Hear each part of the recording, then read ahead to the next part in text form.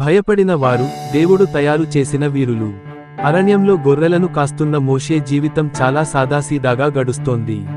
ఒకరోజు ఆయన కళ్ల ముందు అద్భుతం జరిగింది. మంటల్లో ఉన్న ముళ్ళ చెట్టు కాలిపోవడం లేదు. మోషే ఆశ్చర్యపడి దగ్గరికి వెళ్ళాడు. అక్కడి నుంచే దేవుని స్వరం వినిపించింది. మోషే, మోషే, నేను నీ పితరుల దేవుడను. నా ప్రజలు ఈజిప్టులో అనుభవిస్తున్న బాధను నేను చూశాను.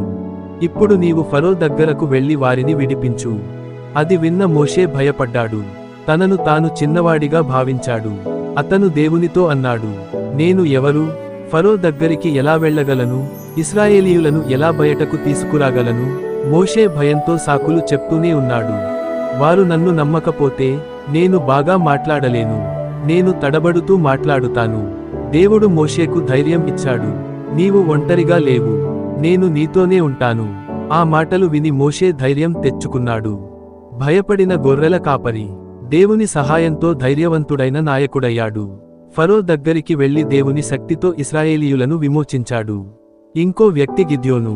అతను రాత్రివేళ దాగి గోధుమలు కొట్టుకుంటున్నప్పుడు దేవదూత వచ్చి అన్నాడు, బలవంతుడా, యెహోవా నీతో ఉన్నాడు.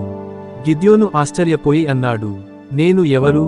నా కుటుంబం ఇశ్రాయేలు తెగలలో చిన్నది. నేనే నా ఇంట్లో అతి చిన్నవాడిని. నేను యుద్ధానికి ఎలా వెళ్ళగలను? అతనికి భయం వేసింది. కాని దేవుడు అన్నాడు, నీవు శత్రువులను ఓడించగలవు, ఎందుకంటే నేను నీతోనే ఉంటాను.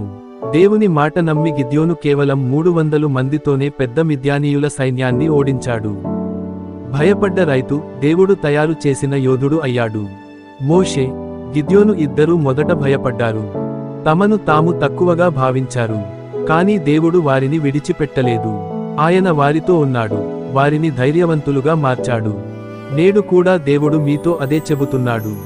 భయపడవద్దు, నేను నీతోనే ఉన్నాను. మీ భయాన్ని విశ్వాసంతో మార్చుకోండి. దేవుడు మీను కూడా బలవంతుడిగా తయారు చేస్తాడు. మన జీవితంలో పెద్ద శత్రువు భయం.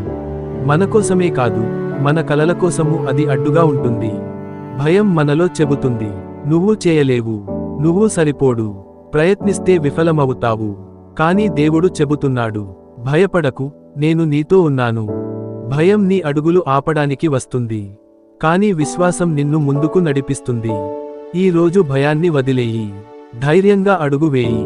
దేవుడు నీతో ఉంటే నిన్నెవ్వరూ ఆపలేరు. ఈ వీడియో నచ్చితే లైక్ చేయండి, మీ మిత్రులతో పంచుకోండి. ఇంకా ఇలాంటి బైబిల్ కథలు మరియు సందేశాల కోసం బైబిల్ వర్డ్స్ ఛానల్ సబ్స్క్రైబ్ చేయండి.